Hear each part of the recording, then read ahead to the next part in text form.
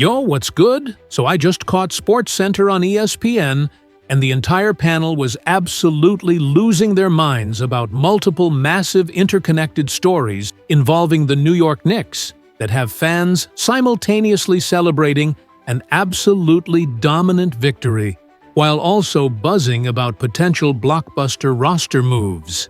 There's serious reporting and speculation emerging that Knicks head coach Mike Brown is actively pushing and demanding that the front office make aggressive moves to sign both Ja Morant from the Memphis Grizzlies and CJ McCollum from the Washington Wizards to finalize and close out the roster for this championship-contending season. But before we dive deep into those seismic trade demands from the coaching staff, the SportsCenter crew absolutely had to break down what just happened last night, because the Knicks just delivered their most dominant and physically imposing performance of the entire season. The New York Knicks absolutely dominated and embarrassed the Minnesota Timberwolves 137-114 as Julius Randle and Dante DiVincenzo made their emotional return to Madison Square Garden. The Knicks are now a perfect 5-0 at home following this statement blowout victory over Minnesota. If you're fired up about this win, if you're starting to genuinely feel the good vibes about this basketball team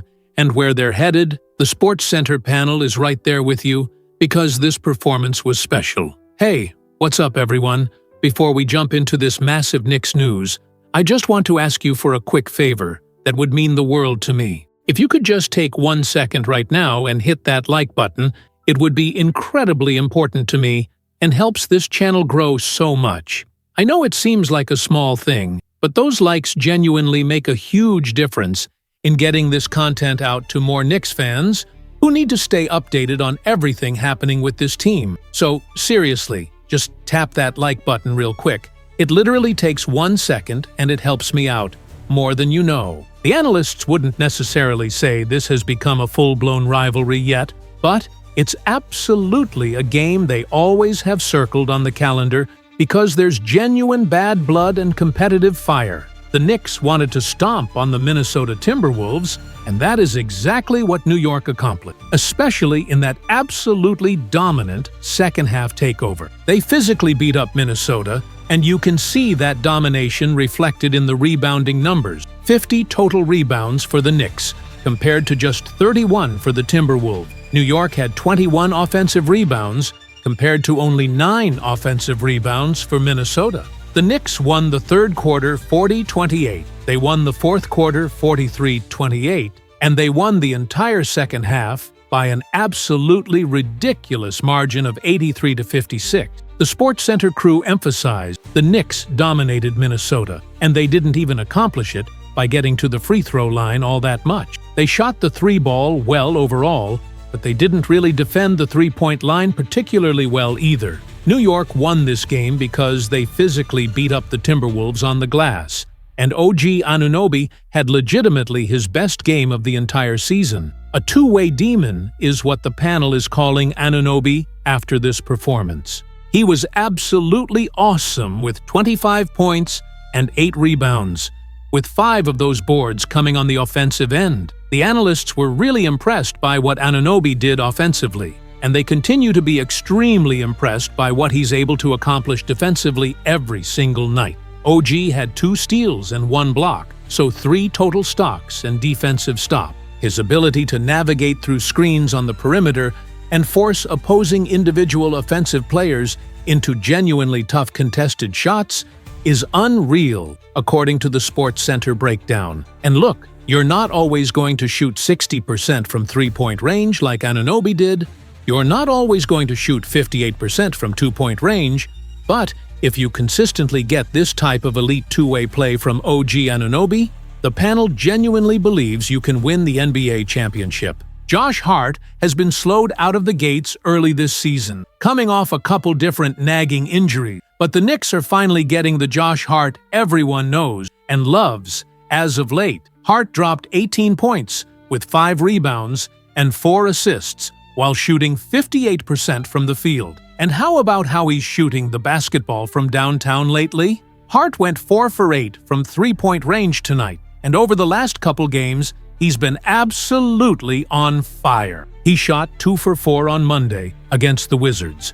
So Hart is 7 for 9 from 3 over his last 2 games combined. The analysts acknowledged that scorching percentage isn't going to be sustainable, but having the confidence to let those shots fly is going to open up the entire floor for everybody else. You're going to force opposing teams to either keep leaving Hart wide open or extend their defense to him, and if they do extend out, then Hart gets back to his bread and butter, the drive and kick game and everything else he does so well. Jalen Brunson wasn't particularly good in that first half, according to the Sports Center crew, but he was absolutely great in the second half for the Knicks. His shot wasn't falling early, but Brunson had 8 assists early in that second half and was on pace for a triple-double. He almost got there with a final stat line of 23 points, 10 assists, and 7 rebounds. How does an elite player affect the game when their shot isn't falling? Brunson showed exactly how by moving the ball brilliantly on offense, and then the shots started falling in the second half. He finished shooting over 42% from 3 and almost 50% from the field overall. That's championship-level production. The panel thought Karl-Anthony Towns kind of struggled tonight and looked a little bit out of control. They know Towns was sick and played through that illness, but he was just okay overall. The concerning thing is, Towns needs to start shooting the basketball better from three-point range. He has not shot well from deep this year, which is legitimately frustrating. Look, he has enough of a sample size throughout his career to prove he's a legitimately good shooter, and that's going to come around eventually, but right now he's struggling from that range. Towns is shooting only 36% from 3 on the season, and he's just a significantly better shooter than that historically. Julius Randle returned to Madison Square Garden and had a solid individual game with 32 points, 5 rebounds, and 4 assists.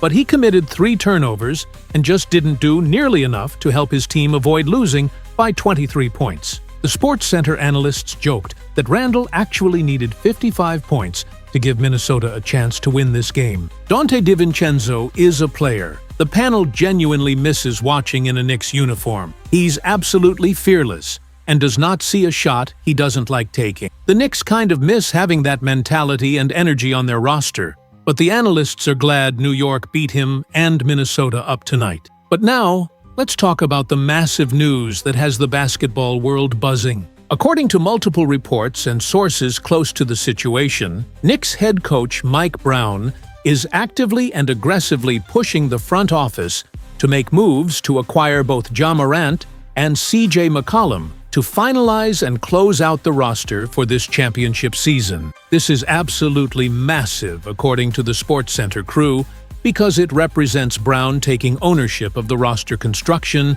and demanding the pieces he believes are necessary to win a championship. The panel emphasized this is Mike Brown essentially going to team president Leon Rose and general manager Scott Perry and saying, "I've seen what this core can do. I've coached them for months now. I know exactly what pieces we need to take this team from very good to championship favorite. Get me Ja Morant and CJ McCollum, and we're winning a title." That type of coaching confidence and demand is exactly what championship organizations need. A head coach willing to be specific about roster needs rather than just accepting whatever he's given. For Ja Morant specifically, Brown sees a dynamic, explosive point guard who can take enormous pressure off Jalen Brunson while providing that attacking mentality and star power the Knicks need. Morant's relationship with Memphis has deteriorated to the point where a trade is inevitable, and Brown wants to be aggressive in pursuing him. The coaching staff believes Morant running pick and roll with Karl-Anthony Towns, attacking in transition, and creating easy opportunities for shooters like Mikal Bridges and OG Anunoby would be virtually impossible to defend. His ability to take over games would give New York that superstar closer they need in playoff moments. For CJ McCollum,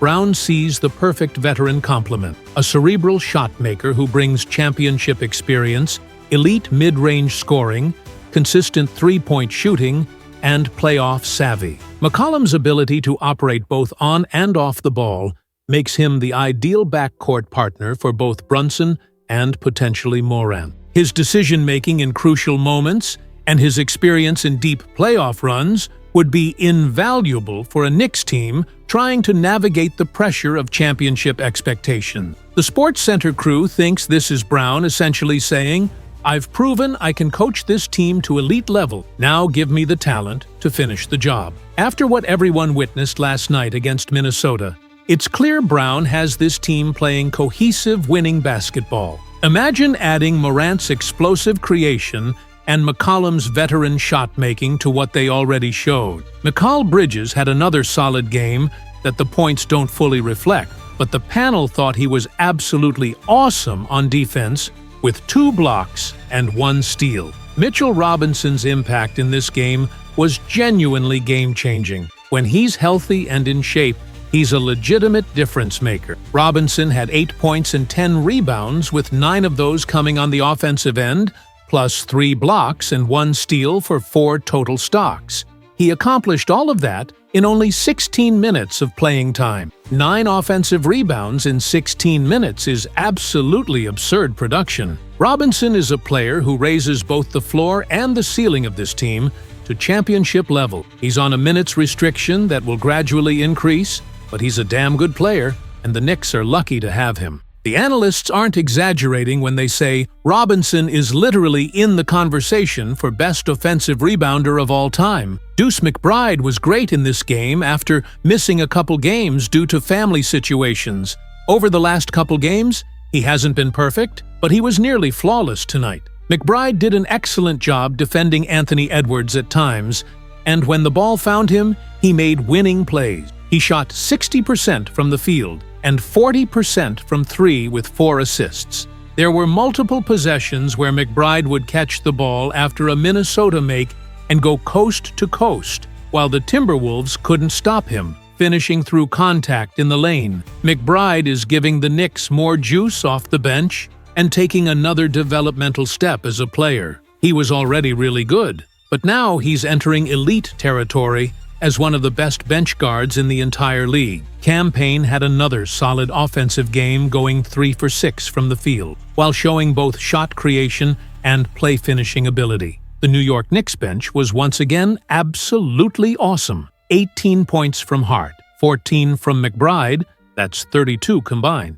7 from Payne, that's 39, Landry Shamet added 3, and Precious Achiuwa had 5. That's over 40 points off the bench, which is where championship teams win. It was good seeing Achiuwa hit that 3-pointer, and the coaching staff getting him minutes in garbage time, where he made a layup. The panel believes in him as a player. He's just finding his footing and will be fine. Anthony Edwards didn't have a lot of production after missing the last couple games due to injury and only playing 28 minutes. The Knicks made it tough on him. Edwards was able to knock in some threes, but the SportsCenter crew loves how New York defended by forcing him into 3 turnovers, while holding him to just 2 for 6 shooting from 2-point range. The Knicks did need to defend the perimeter a little better overall. You're not going to win many games allowing teams to shoot 47% from 3, so New York has to tighten up on that end. But that's really the only criticism. The Knicks came out slow in the first quarter, but once Josh Hart entered the game, everything turned around. New York actually lost the second quarter 32-26, but they didn't look back after that, absolutely blowing Minnesota out in both the third and fourth quarters. And if Mike Brown gets his way, and the front office successfully closes out the roster by acquiring both Ja Morant and CJ McCollum, the Knicks would instantly transform into the prohibitive favorites to win the Eastern Conference and compete for the NBA championship. So that was the full SportsCenter breakdown of the Knicks' dominant physical beatdown of the Timberwolves, combined with the massive reporting that Mike Brown is demanding the front office acquire both Ja Morant and CJ McCollum to finalize the championship roster.